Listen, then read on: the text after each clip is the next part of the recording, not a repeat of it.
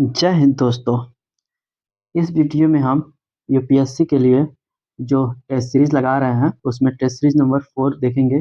इसमें जियोग्राफी से संबंधित टॉपिक हैं। ये जियोग्राफी का आखिरी टेस्ट है। इसके बाद इंडियन इकोनॉमी और इन्वायरमेंट का टेस्ट सीरीज देखेंगे। तो चलिए जो बचे हुए क्वेश्चन हैं उसको देखते हैं। क्वेश्चन नंबर 51 है, निम्नलिखित युग्मों पर विचार कीजिए। एक तरफ फसल लिखा हुआ है और दूसरी तरफ जलवायु क्षेत्र। पहला है गन्ना, शीतोष्ण घास के मैदान। ये गलत है क्योंकि गन्ना के लिए उपयुक्त जलवायु उष्णकटिबंधीय मानसूनी होती है। दूसरा है जैतून भूमध्य सागरीय क्षेत्र, ये सही है। और तीसरा है कोको भूमध्य रेखीय क्षेत्र, ये भी सही है। उपयुक्त युग्मों में से कौन से सही सुमेलित हैं? इसका सही उत्तर होगा ऑप्शन बी, केवल 2 और 3। नेक्स्ट क्वेश्चन, स्वीट क्रूड के संदर्भ में निम्नलिखित कथनों पर विचार कीजिए। पहला है इसमें सल्फर नहीं होता है। यह कथन गलत है क्योंकि इसमें सल्फर की मात्रा लगभग 0.5% होती है। दूसरा कथन है इसके निष्कर्षण हेतु कम ऊर्जा की आवश्यकता होती है तथा एक बार निष्कर्षण के उपरांत इससे उच्च गुणवत्ता वाले गैलोसिन का उत्पादन किया जाता है। ये कथन सही है। तीसरा कथन है वेनेजुएला स्वीट क्रूड ऑयल का एक प्रमुख उत्पादक देश है। यह कथन गलत है क्योंकि ये वेनेजुएला नहीं, इराक स्वीट क्रूड ऑयल के प्रमुख उत्पादकों में से एक है। उपयुक्त कथनों में से कौन सा सही है? इसका सही उत्तर हो जाएगा ऑप्शन डी, केवल 2। नेक्स्ट क्वेश्चन, कृषि के कोल खजोह मॉडल के संदर्भ में निम्नलिखित कथनों पर विचार कीजिए। पहला कथन है इसे साम्यवादी देश चीन में आरंभ किया गया था। यह कथन गलत है क्योंकि इसे सोवियत संघ द्वारा प्रारंभ किया गया था। दूसरा कथन है यह सहकारी और सामूहिक कृषि दोनों से संबंधित है। यह कथन गलत है। जो सामूहिक कृषि है वो कृषि के पूर्ववर्ती मॉडल में सुधार और कृषि उत्पादन की दक्षता तथा आत्मनिर्भरता में सुधार के लिए प्रस्तुत किया गया था।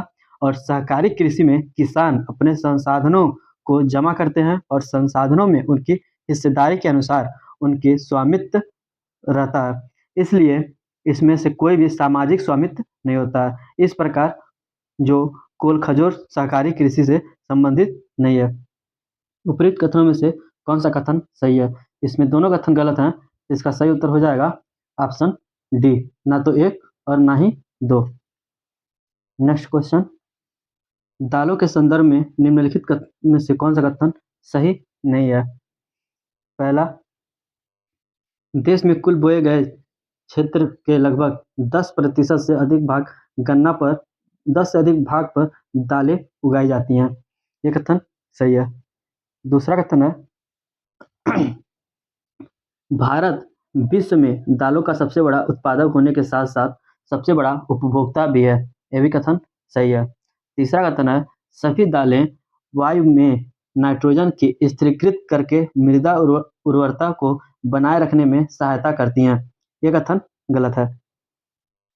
अगर जो देखें इसमें जो फलीदार फसल होने के कारण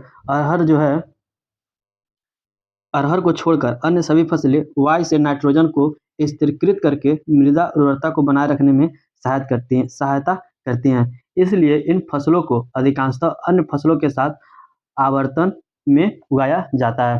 ये कथन गलत है। इसका सही उत्तर हो जाएगा विकल्प सी, क्योंकि इसमें पूछा हुआ है कौन सा कथन गलत है, यानी कौन सा कथन सही नहीं है, कौन सा कथन गलत है। नेक्स्ट क्वेश्चन, निम्नलिखित युग्मों पर विचार कीजिए। एक तरफ जनजाति लिखा हुआ है और दूसरी तरफ उनके व्यवसाय लिखा हुआ है। इसमें देखें पहला है बिंदी बू खाना बदोशी। ये गलत है क्योंकि जो बिंदु भी है ये ऑस्ट्रेलिया की एक जनजाति है और ये आदिम शिकारी और संग्रहकर्ता हैं।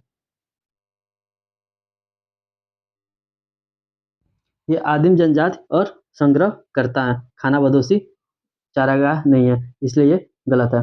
दूसरा है बुशमैन आदिम शिकारी और संग्रह, ये सही है। ये अफ्रीकी महाद्वीप में कालाहारी मरुस्थल में निवास करने वाली एक जनजाति है। तीसरा है गोबी मंगोल कारमा व्यापारी। ये भी गलत है, क्योंकि जो गोबी मंगोल है वो खानाबदोशी चारागाह है। उपरोक्त युगों में से कौन सा सही सुमेलित है? इसका सही उत्तर होगा ऑप्शन डी, केवल 2। नेक्स्ट क्वेश्चन, हाल ही में सुर्खियों में रहे भारतीय टेंट कुर्म के संदर्भ में निम्नलिखित कथनों में से कौन सा कथन सही है? इसमें पहला कथन है, यह वन्य जीव संरक्षण अधिनियम 1972 की अनुसूची 1 के तहत संरक्षित है। यह कथन सही है। दूसरा है, इसे IUCN की लाल सूची में लिस्ट कंसर्न के रूप में वर्गीकृत किया गया है। यह भी कथन सही है। तीसरा है, यह केवल मध्य प्रदेश में नर्मदा नदी में पाया जाता है। यह कथन गलत है, क्योंकि अगर ये देखें, ये भारत में उड़ीसा, महाराष्ट्र, आंध्र प्रदेश, असम, मध्य प्रदेश इत्यादि में भी पाए जाते हैं। नीचे दिए गए कूट का प्रयोग कर सही उत्तर चुनिए। इसका सही उत्तर हो जाएगा ऑप्शन डी, केवल 1 और 2। नेक्स्ट क्वेश्चन, निम्नलिखित राज्यों में से प्रत्येक के सबसे उत्तरी बिंदु को ध्यान में रखते हुए उन्हें उत्तर से दक्षिण की ओर व्यवस्थित कीजिए। राजस्थान, गुजरात, मध्य प्रदेश और उड़ीसा। और जो देखें, सबसे उत्तर में आपका आएगा राजस्थान, उसके बाद मध्य प्रदेश, उसके बाद गुजरात, फिर उड़ीसा। अगर जो इनको क्रम से व्यवस्थित किया जाए तो इसका सही उत्तर हो जाएगा ऑप्शन 1। नेक्स्ट क्वेश्चन, रोपड़ कृषि के संदर्भ में निम्नलिखित कथनों पर विचार कीजिए। पहला कथन है, इस प्रकार की कृषि स्टेपी, प्रेयरी और पम्पास क्षेत्रों में सबसे अच्छी तरह से विकसित होती है। यह कथन गलत है, क्योंकि जो विस्तृत वाणिज्यिक अनाज कृषि यूरेशिया के स्टेपी, कनाडा और अमेरिका के प्रेयरी, अर्जेंटीना के पम्पास, दक्षिण अफ्रीका के वेल्डस एवं न्यूजीलैंड के कैटरी के मैदान में अच्छी तरीके से विकसित होती हैं। दूसरा है, फाइजेंडा ब्राजील में बड़े काफी बागान हैं। यह कथन सही है, जो यूरोपवासियों के नियंत्रण में है। तीसरा है, इस प्रकार के कृषि में एक ही क्षेत्र में कई रोपड़ फसलें उगाई जाती हैं। यह कथन गलत है। रोपड़ कृषि भी एक प्रकार की वाणिज्यिक कृषि है। अगर इसमें देखें तो इस प्रकार की खेती में लंबे चौड़े क्षेत्र में एकल फसल बोई जाती है, कई प्रकार के कृषि नहीं बोए जाते हैं। उपयुक्त कथनों में से कौन सा कथन सही है? इसका सही उत्तर हो जाएगा ऑप्शन ए, केवल 2। नेक्स्ट क्वेश्चन, भारत के कृषि जलवायु क्षेत्र के संदर्भ में निम्नलिखित कथनों पर विचार कीजिए। पहला कथन है, राष्ट्रीय कृषि आयोग 1971 ने देश को 15 कृषि जलवायु क्षेत्रों में वर्गीकृत किया है। यह कथन गलत है, क्योंकि राष्ट्रीय कृषि आयोग 1971 ने देश को 127 कृषि जलवायु क्षेत्र में वर्गीकृत किया है, न कि 15। नेक्स्ट क्वेश्चन है, नेक्स्ट कथन है, 7वें योजना आयोग द्वारा देश को भौतिक स्वरूप एवं जलवायु के आधार पर 27 व्यापक कृषि जलवायु क्षेत्र में विभाजित किया गया था। यह कथन सही है। उपयुक्त कथनों में से कौन सा कथन सही है? इसका सही उत्तर हो जाएगा ऑप्शन बी, केवल 2। नेक्स्ट क्वेश्चन, निम्नलिखित में से कौन से अलौह धात्विक खनिज हैं? तांबा, बॉक्साइट, अभ्रक, कोबाल्ट, सीसा। इसमें अगर जो देखें तो अलौहिक धातुओं में आता है आपका तांबा, बॉक्साइट और कोबाल्ट। अभ्रक और सीसा इसमें नहीं आते हैं। तो अगर जो कूट के हिसाब से इसका उत्तर देखें तो इसका सही उत्तर हो जाएगा ऑप्शन ए, 1, 2 और 4। नेक्स्ट क्वेश्चन, वृद्धि और विकास के बारे में निम्नलिखित कथनों पर विचार कीजिए। पहला कथन है, वृद्धि एक मात्रात्मक अवधारणा है, जबकि विकास एक गुणात्मक अवधारणा है। इसमें देखें तो यह कथन सही है। दूसरा है, वृद्धि मूल्य सापेक्ष होता है, जबकि विकास मूल्य निरपेक्ष होता है। यह कथन गलत है। दोनों कथनों को एक साथ देखते हैं कि और जो देखिए, इसमें विकास का अर्थ गुणात्मक परिवर्तन है जो मूल्य सापेक्ष है। इसका अर्थ यह है कि विकास तब तब तक नहीं हो सकता जब तक कि वर्तमान दशाएं में वृद्धि न हो। तीसरा है, सकारात्मक वृद्धि हमेशा विकास की ओर ले जाती है। यह कथन गलत है। विकास उस समय होता है जब सकारात्मक वृद्धि होती है, और सकारात्मक वृद्धि में सदैव विकास होता है, ये पॉसिबल नहीं है। मतलब ये कहा नहीं जा सकता कि अगर जो सकारात्मक वृद्धि हो रही है तो विकास होगा ही। इसमें आपको उदाहरण के लिए देख लें, किसी निश्चित समय सीमा में यदि किसी नगर की जनसंख्या 1 करोड़ से बढ़कर 2 करोड़ हो जाती है, तो हम कह सकते हैं कि नगर की वृद्धि हुई है। हालांकि यदि आवास जैसी सुविधाएं, मूलभूत सेवाओं की व्यवस्था तथा अन्य विशेषताएं पहले जैसी ही रहती हैं, तब इस वृद्धि के साथ विकास नहीं जुड़ा हुआ होता है। उपर्युक्त कथनों में से कौन सा कथन सही है? इसका सही उत्तर होगा ऑप्शन बी, केवल 2। नेक्स्ट क्वेश्चन, निम्नलिखित युग्मों पर विचार कीजिए। एक तरफ प्रमुख तेल क्षेत्र लिखा हुआ है और दूसरी तरफ देश लिखा हुआ है। पहला है बरगान, ईरान। ये गलत है, क्योंकि जो बरगान क्षेत्र है वो कुवैत में है, ना कि ईरान में। दूसरा है सुगरलोफ, ब्राजील। ये सही है। तीसरा है कासगन, वेनेजुला। ये गलत है, क्योंकि जो कासगन क्षेत्र तेल क्षेत्र है वो कैस्पियन सागर, कजाकिस्तान में है। उपर्युक्त युग्मों में से कौन सा सही सुमेलित है? इसका सही उत्तर होगा ऑप्शन ए, केवल 2। नेक्स्ट क्वेश्चन, चेन्नाकेश्वर मंदिर हाल ही में सुर्खियों में था। यह स्थित है तमिलनाडु, कर्नाटक, आंध्र प्रदेश या केरल? इसका सही उत्तर हो जाएगा ऑप्शन बी, कर्नाटक में। यह कर्नाटक के बेलूर जिले में स्थित है तथा यह यागची नदी के तट पर स्थित है, और यह हो, होयसल साम्राज्य की राजधानी में से एक था। सॉरी। नेक्स्ट क्वेश्चन, निम्नलिखित में से कौन से ऊर्जा संसाधनों को व्यावसायिक तथा गैर व्यावसायिक ऊर्जा स्रोत माना जाता है? प्राकृतिक गैस, चारकोल, पवन ऊर्जा और सौर ऊर्जा। अगर इसमें देखें तो व्यावसायिक और गैर व्यावसायिक स्रोत मानने वाले केवल पवन ऊर्जा और सौर ऊर्जा हैं। प्राकृतिक गैस और चारकोल नहीं है। इसका सही उत्तर हो जाएगा ऑप्शन ए, केवल 3 और 4। नेक्स्ट क्वेश्चन, रूस में स्थित यामगर्द, स्टोकमैन और योरेंगियो निम्नलिखित में से किस खनिज से संबंधित महत्वपूर्ण स्थान है? गैस, तेल, यूरेनियम, कोयला? इसका सही उत्तर होगा ऑप्शन ए, ये गैस से संबंधित है। नेक्स्ट क्वेश्चन, निम्नलिखित कथनों पर विचार कीजिए। पहला है विश्व के आधे से अधिक तेल भंडार मध्य पूर्व के देशों में स्थित हैं। यह कथन सही है। और खनिज तेल के वैश्विक भंडार विश्व भर में असमान रूप से वितरित हैं। विश्व के आधे से अधिक प्रमाणित खनिज जो तेल भंडार हैं वो मध्य पूर्व के देशों में स्थित हैं। मध्य पूर्व के देशों में के बाद कनाडा, संयुक्त राज्य अमेरिका, लैटिन अमेरिका, अफ्रीका और पूर्ववर्ती सोवियत संघ के स्थान आते हैं। इनमें से प्रत्येक क्षेत्र में विश्व के परमाणु भंडार का लगभग 15% से कम का भाग मौजूद है। नेक्स्ट कथन है वेनेजुएला के पास सऊदी अरब के बाद विश्व का दूसरा सबसे बड़ा तेल भंडार है। यह कथन गलत है। और इसमें देखें 300 अरब बैरल से अधिक भंडार के साथ वेनेजुएला में विश्व का सबसे अधिक खनिज तेल भंडार मौजूद है। और वहीं 297.5 बिलियन बैरल के साथ सऊदी अरब के पास विश्व का दूसरा सबसे बड़ा तेल खनिज भंडार है। तो ये कथन ये इसमें उल्टा लिख दिया हुआ है, इसलिए ये गलत है। तीसरा है घावर कुवैत में स्थित विश्व का सबसे बड़ा पारंपरिक तटवर्ती तेल क्षेत्र है। ये भी कथन गलत है। सऊदी अरब के अल हसा प्रांत में धहरान से लगभग 100 किमी दक्षिण पश्चिम में धराव खनिज तेल पारंपरिक खनिज तेल है। यह इसमें देखें तो यह अब तक का सबसे बड़ा खनिज तेल उत्पाद क्षेत्र है और विश्व के 6 क्षेत्रों में से एक है जो प्रतिदिन 10 लाख बैरल से अधिक खनिज तेल का उत्पादन करता है। उपर्युक्त कथनों में से कौन सा कथन सही है? इसका सही उत्तर हो जाएगा ऑप्शन डी, केवल 1। नेक्स्ट क्वेश्चन, पीएम दक्ष योजना के संदर्भ में निम्नलिखित कथनों पर विचार कीजिए।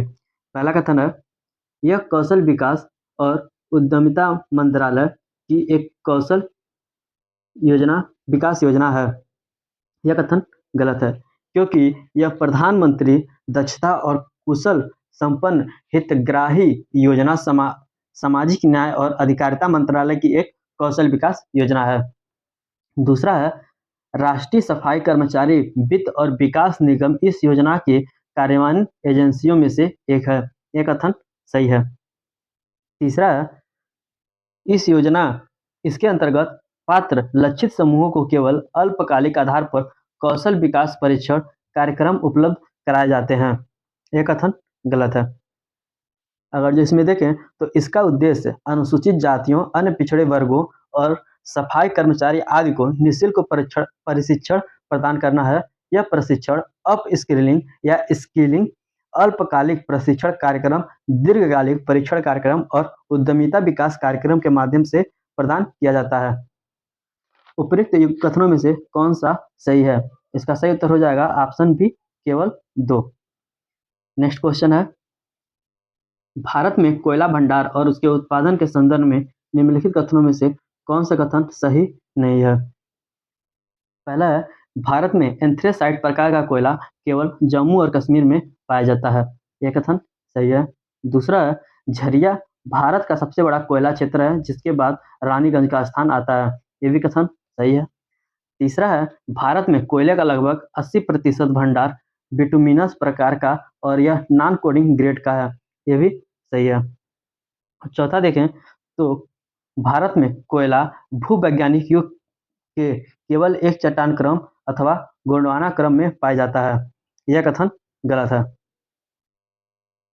तो इसका सही उत्तर ये विकल्प डी होगा, क्योंकि भारत में सबसे महत्वपूर्ण गोंडवाना कोयला क्षेत्र दामोदर घाटी में अवस्थित है। नेक्स्ट क्वेश्चन देखते हैं। निम्नलिखित कथनों पर विचार कीजिए। पहला कथन है अपशिष्ट पेट्रोलियम तृतीयक काल के अवसादी चट्टानों में पाया जाता है। यह कथन सही है। दूसरा है हाइड्रोड्रोलिक फ्रैक्चरिंग एक ड्रिलिंग विधि है जिसका उपयोग पृथ्वी में गहराई से पेट्रोलियम निकालने के लिए किया जाता है। यह भी कथन सही है। जो फैक्टरिंग प्रक्रिया में उच्च दाब पर जल, रसायन और तेल को इंजेक्ट करके पृथ्वी की सतह की ओर और उसके नीचे की दरारों को खोलकर तथा चौड़ा किया जाता है। हाइड्रोलिक फ्रैक्चरिंग का उपयोग पेट्रोलियम विकास चक्र के तीनों चरणों अर्थात अन्वेषण, मूल्यांकन और उत्पादन के दौरान किया जाता है। तीसरा है भारत में कच्चे तेल के अनुमानित भंडार का उच्चतम भाग पूर्वी अपतटीय क्षेत्र में अवस्थित है। यह कथन देखें तो ये कथन गलत है। उपरोक्त कथनों में से कौन सा कथन सही है? इसका सही उत्तर हो जाएगा ऑप्शन बी, केवल 1 और 2। नेक्स्ट क्वेश्चन है आदिम निर्वाह कृषि पद्धति के संदर्भ में निम्नलिखित युग्मों पर विचार कीजिए। पहला है एक तरफ लिखा हुआ है कृषि पद्धति और दूसरा उनका क्षेत्र है। पहला है झूमिंग दक्षिण पूर्व एशिया। ये गलत है, क्योंकि जो भारत में इसे झूम खेती जिस नाम से जाना जाता है वो मध्य अमेरिका, दक्षिण पूर्व एशिया और अफ्रीका जैसे उष्णकटिबंधीय क्षेत्रों में कई जनजातियों द्वारा आदिम निर्वाह कृषि का स्थानांतरित कृषि का उपयोग किया जाता है। इसे अलग अलग क्षेत्रों में भिन्न भिन्न नामों से भी जाना जाता है। दूसरा है मिल्पा मध्य अमेरिका और मैक्सिको। ये सही है। और तीसरा है अदंग ऑस्ट्रेलिया और न्यूजीलैंड। ये गलत है, क्योंकि मध्य अमेरिका और मैक्सिको में इसे मिल्पा के नाम से जाना जाता है और इंडोनेशिया और मलेशिया में इसे दलांग नाम से जाना जाता है, न कि ऑस्ट्रेलिया और न्यूजीलैंड में। उपरोक्त युग्मों में से कौन सा सही सुमेलित है? इसका सही उत्तर हो जाएगा ऑप्शन सी, केवल 2। नेक्स्ट क्वेश्चन स्विट्जरलैंड ने अपने स्रोत से यह फ्रांस और जर्मनी की सीमा पर प्रवाहित होती है और एवं जर्मनी और नीदरलैंड से अपवाहित होते हुए उत्तरी सागर में विलीन हो जाती है। उपरोक्त परिच्छेद निम्नलिखित में से किस अंतर्देशीय जलमार्ग का वर्णन किया जा रहा है? डेन्यूब, मिसिसिपी, गोवालंगा या राइन? इसका सही उत्तर हो जाएगा ऑप्शन डी, राइन के बारे में यह बात किया जा रहा है। नेक्स्ट क्वेश्चन है निम्नलिखित में से कौन से देश कुवैत के साथ भू सीमा साझा करते हैं? इसमें ऑप्शन दिया हुआ है इराक, ईरान, सऊदी अरब, बहरीन और कतर। इसमें अगर देखें कुवैत के साथ सीमा साझा करने वाले जो देश हैं उसमें इराक और सऊदी अरब है। इन विकल्पों में अगर जो देखें तो इसका सही उत्तर हो जाएगा ऑप्शन डी, केवल 1 और 3। Next question, coal bed methane के संदर्भ में निम्नलिखित कथनों पर विचार कीजिए। पहला कथन है यह प्राकृतिक गैस का एक अपरंपरागत रूप है जो कोयला निर्माण की प्रक्रिया के दौरान बनती है। यह कथन सही है। दूसरा है चीन कोल बेड मीथेन के अन्वेषण और उत्पादन में विश्व में अग्रणी बना हुआ है। यह कथन गलत है। संयुक्त राज्य अमेरिका, ऑस्ट्रेलिया, चीन और भारत में 15 बेसिन में वैश्विक जो उत्पादन है वो लगभग 5.8 BCFD यानी अरब क्यूबिक फीट प्रतिदिन है, इसलिए यह कथन गलत हो जाता है। उपरोक्त कथनों में से कौन सा कथन सही है? इसका सही उत्तर होगा ऑप्शन ए, केवल 1। नेक्स्ट क्वेश्चन, भारत में उगाए जाने वाले मोटे अनाज के संदर्भ में निम्नलिखित कथनों पर विचार कीजिए। पहला है राजस्थान देश में ज्वार का प्रमुख उत्पादक है। यह कथन गलत है क्योंकि महाराष्ट्र अकेला ऐसा राज्य है जो देश के आधे से अधिक ज्वार का उत्पादन करता है। दूसरा है ज्वार को खरीफ और रबी दोनों ऋतु में बोया जा सकता है। यह कथन सही है क्योंकि इसमें देखें तो ज्वार को दक्षिण राज्यों में खरीफ तथा रबी दोनों ऋतुओं में बोया जाता है, परंतु उत्तर भारत में यह खरीफ की फसल है तथा मुख्यतः चारा फसल के रूप में उगाया जाता है। तीसरा है बाजरा बलुई मृदा और उथली काली मृदा में अच्छी तरह से उगाया जा सकता है। यह कथन सही है। उपर्युक्त कथनों में से कौन सा कथन सही है? इसका सही उत्तर होगा ऑप्शन बी, केवल 2 और 3। नेक्स्ट क्वेश्चन, रैमजेट इंजन प्रौद्योगिकी के संदर्भ में निम्नलिखित कथनों पर विचार कीजिए। पहला कथन है यह वायु की अग्रगति का उपयोग कर आने वाली वायु को घूर्णी संपीड़न की मदद से दहन के लिए संपीड़ित करता है। यह कथन गलत है। जो रैमजेट वायु श्वसन जेट इंजन का रूप है जो वाहन की अग्रगति का उपयोग करके आने वाली वायु को बिना घूर्णी संपीड़न के दहन के लिए संपीड़ित करता है। दूसरा है यह हाइपरसोनिक गति पर कुशलतापूर्वक संचालित होता है और सुपरसोनिक दहन की अनुमति प्रदान करता है। यह कथन गलत है क्योंकि जो रैमजेट सुपरसोनिक गति से लगभग 3 मैक से अधिक कुशलता से काम करता है और मैक 6 की गति तक संचालित कर सकता है। हालांकि जब वाहन हाइपरसोनिक गति तक पहुंच जाता है तो रैमजेट की दक्षता कम होने लगती है। उपर्युक्त कथनों में से कौन सा कथन सही है? इसमें दोनों कथन गलत हैं। इसका सही उत्तर होगा ऑप्शन डी, ना तो 1 और ना ही 2। नेक्स्ट क्वेश्चन है संयुक्त राष्ट्र विकास कार्यक्रम यानी यूएनडीपी द्वारा मानव विकास सूचकांक को मापने के लिए निम्नलिखित में से किस डेटा या पैरामीटर का उपयोग नहीं किया जाता है? इसमें पहला है क्रय शक्ति समानता पर प्रति व्यक्ति सकल घरेलू उत्पाद। इसका उपयोग नहीं किया जाता है, तो इसका सही उत्तर ऑप्शन ए हो जाएगा। मानव विकास सूचकांक मानव विकास के प्रमुख आयामों में औसतन उपलब्धि की एक संक्षिप्त भाग है। इसमें देखें तो एक लंबा और स्वस्थ जीवन, ज्ञानपूर्ण होना और एक सभ्य जीवन का होना इसमें समाहित है। दूसरा है जन्म के समय जीवन प्रत्यास्था। ये सही है क्योंकि इसका पैरामीटर लिया जाता है। सी है 25 वर्ष और उससे अधिक की आयु के वयस्कों के लिए स्कूली शिक्षा के वर्षों का औसतन। ये भी सही है। डी है स्कूल में प्रवेश की आयु वाले बच्चों को स्कूली शिक्षा में प्रवेशित वर्ष। ये भी सही है। तो इसका सही उत्तर होगा ऑप्शन ए, इसको नहीं लिया जाता है। नेक्स्ट क्वेश्चन है भूचुंबकीय तूफान के संदर्भ में निम्नलिखित कथनों पर विचार कीजिए। पहला है यह पृथ्वी के चुंबकीय मंडल में एक विक्षोभ है। ये कथन सही है। दूसरा है, इसे सौर प्रज्वलनों की तीव्रता के आधार पर वर्गीकृत किया जाता है। यह कथन गलत है, क्योंकि जो जीएमएस को डिस्टर्बेंस स्टॉर्म टाइम यानी इंडेक्स में परिवर्तनों द्वारा परिभाषित किया जाता है, न कि सौर प्रज्वलनों की तीव्रता के आधार पर।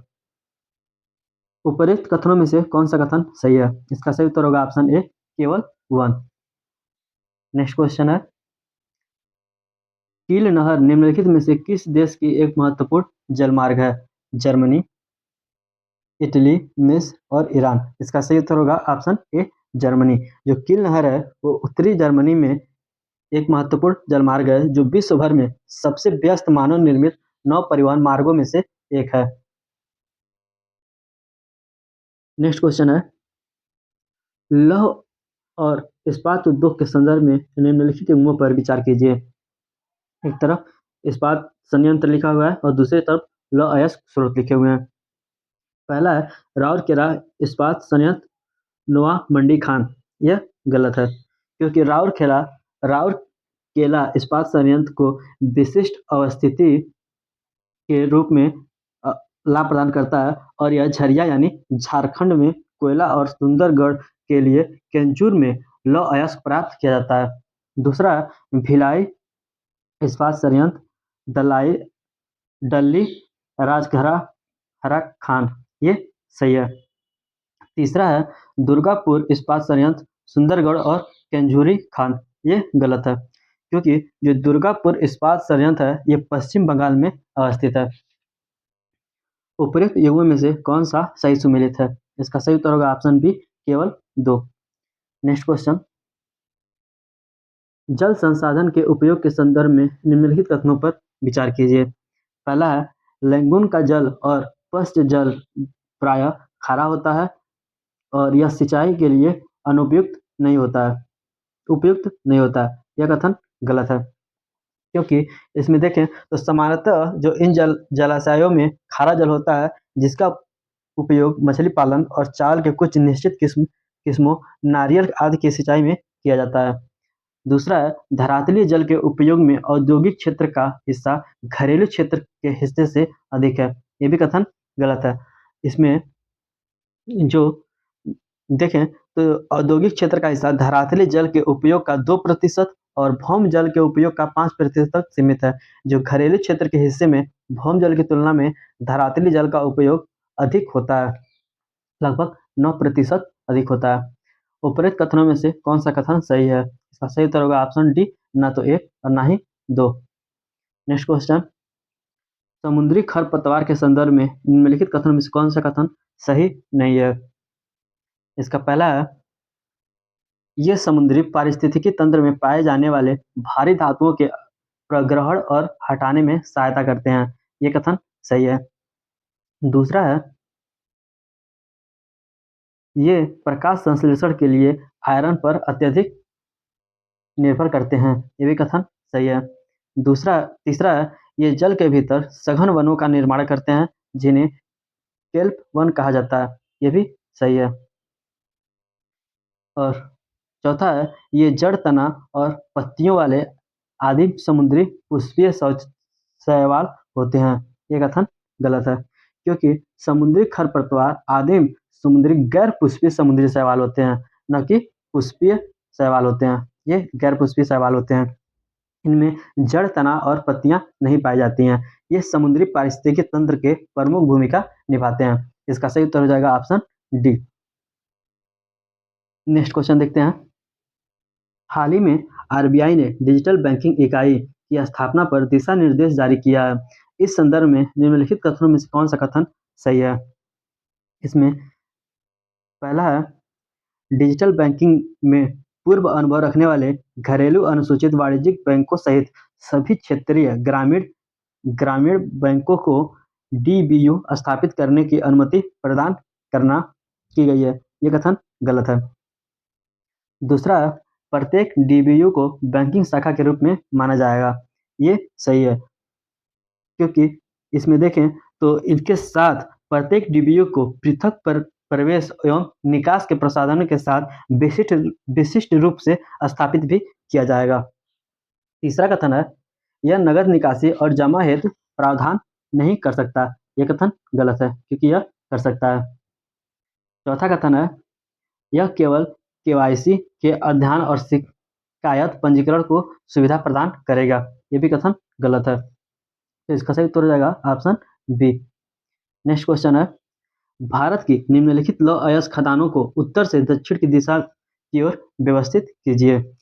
बैलाडीला, मयूरभंज, बल्लाहरी और दुर्ग। और अगर जो इन्हें उत्तर से दक्षिण की तरफ व्यवस्थित किया जाए तो सबसे पहले आएगा मयूरभंज, उसके बाद दुर्ग, उसके बाद बैलाडी, उसके बाद बल्लारी। तो इसका सही उत्तर ऑप्शन होगा, इस कोड के हिसाब से देखें तो इसका सही ऑप्शन होगा ऑप्शन सी। नेक्स्ट क्वेश्चन देखते हैं। भारत में ग्रामीण बस्तियों के संदर्भ में निम्नलिखित कथनों पर विचार कीजिए। पहला है गुच्छित बस्तियां सामान्यतः उपजाऊ जलोढ़ मैदानों और पूर्वोत्तर राज्यों में पाई जाती है। यह कथन सही है। ये बस्तियां प्रायः उपजाऊ जलोढ़ मैदानों और उत्तर पूर्वी राज्यों में पाई जाती हैं। कई बार लोग सुरक्षा अथवा प्रतिरक्षा कारणों से संगत गांव में रहते हैं, जैसे कि मध्य भारत के बुंदेलखंड प्रदेश और नागालैंड में। दूसरा, अर्धगुच्छित बस्तियां गुजरात के मैदानी क्षेत्रों और राजस्थान के कुछ भागों में व्यापक रूप से पाई जाती हैं। ये भी कथन सही है। तीसरा है परिक्षिप्त बस्तियां सामान्यतः मेघालय, उत्तराखंड, हिमाचल प्रदेश और केरल के क्षेत्र में पाई जाती हैं। ये भी कथन सही है। उपर्युक्त कथनों में से कौन से कथन सही है? इसका सही उत्तर होगा ऑप्शन डी 1, 2 और 3। नेक्स्ट क्वेश्चन है भारत में मक्का उत्पादन के संदर्भ में निम्नलिखित कथनों पर विचार कीजिए। पहला कथन है मक्का की खेती भारत में केवल मध्य और उत्तरी भागों में संकेंद्रित है। यह कथन गलत है।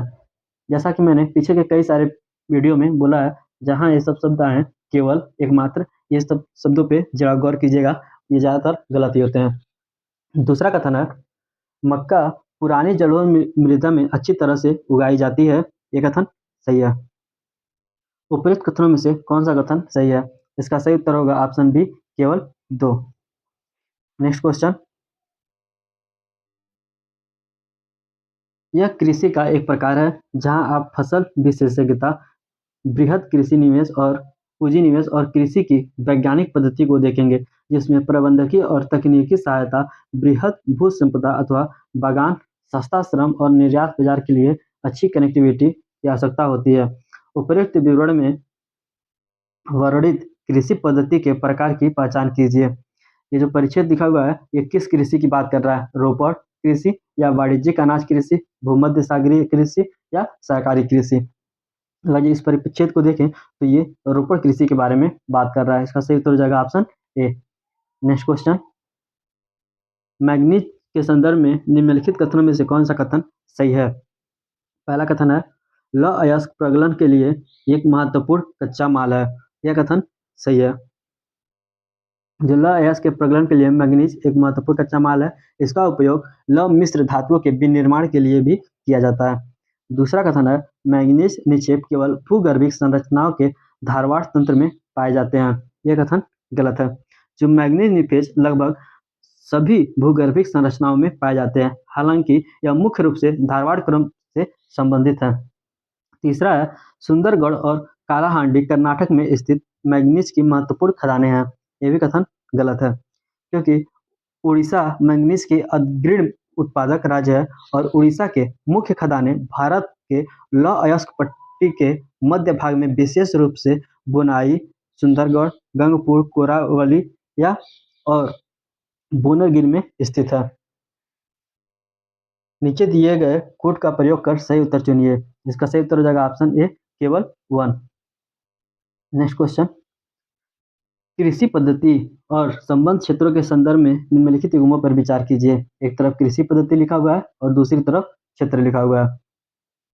पहला है प्रारंभिक जीवन निर्वाहन कृषि उपोष्णकटिबंधीय क्षेत्र। ये गलत है क्योंकि जो इसमें देखें तो प्रारंभिक जीवन निर्वाह को कर्तन एवं दहन कृषि के रूप में जाना जाता है। यह उष्णकटिबंधीय क्षेत्रों में अनेक जनजातियों द्वारा की जाती है, ना कि उपोष्णकटिबंधीय क्षेत्रों में।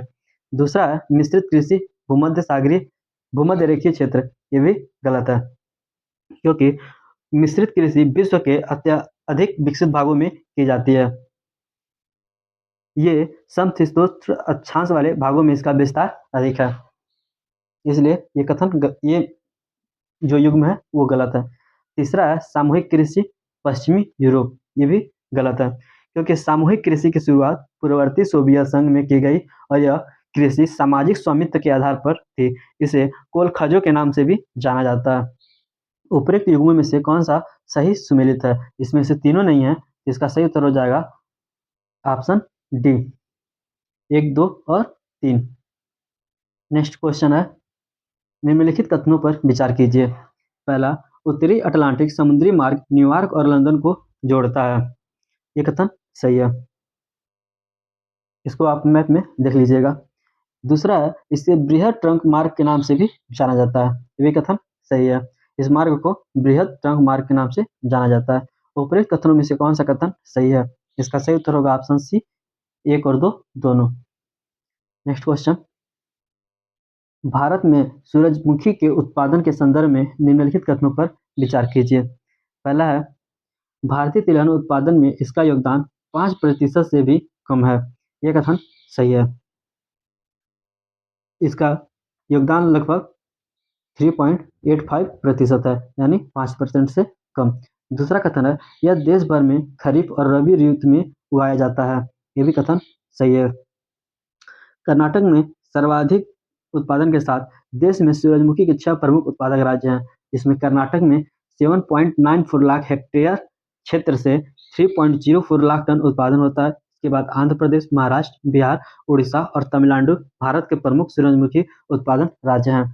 तीसरा है, महाराष्ट्र भारत में सूरजमुखी का सर्वाधिक उत्पादन करने वाला राज्य है, यह कथन गलत है, क्योंकि इसमें देखें तो सर्वाधिक उत्पादन करने वाले राज्य में सूरजमुखी का एक प्रकाश असंवेदनशील फसल है, इसलिए पूरे भारत में किसी भी ऋतु में जैसे खरीफ, रबी और वसंत में सफलतापूर्वक उगाया जा सकता है। और इसका सर्वाधिक उत्पादन वाला जो राज्य है वो महाराष्ट्र नहीं, कर्नाटक है। उपरोक्त कथनों में से कौन सा कथन सही है? इसका सही उत्तर हो जाएगा ऑप्शन ए, केवल 1 और 2। नेक्स्ट क्वेश्चन है, 1991 की नई औद्योगिकी नीति के अंतर्गत निम्नलिखित में से कौन से उपाय किए गए थे? इसमें पहला है औद्योगिकी लाइसेंस की समाप्ति, ये सही है। दूसरा है विदेशी प्रौद्योगिकी के लिए निःशुल्क प्रवेश, ये भी सही है। तीसरा है चरणबद्ध विनिर्माण कार्यक्रम की शुरुआत, ये गलत है।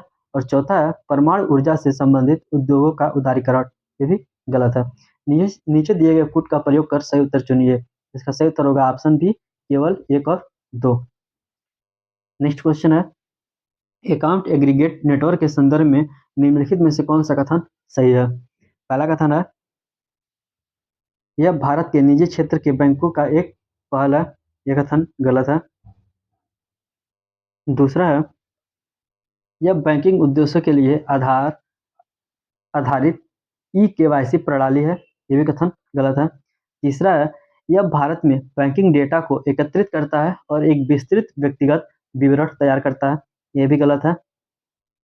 चौथा है, अकाउंट एग्रीगेट के साथ पंजीकरण करना उपभोक्ताओं के लिए पूरी तरह से स्वैच्छिक है, ये कथन सही है, इसका सही उत्तर हो जाएगा ऑप्शन डी। नेक्स्ट क्वेश्चन है,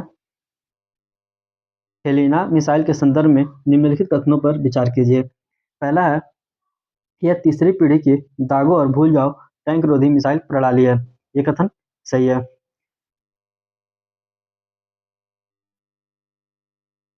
नेक्स्ट कथन है, इसे सीधे हिट मोड और टॉप अटैक मोड दोनों में लक्ष्य को भेज सकती है, ये भी कथन सही है।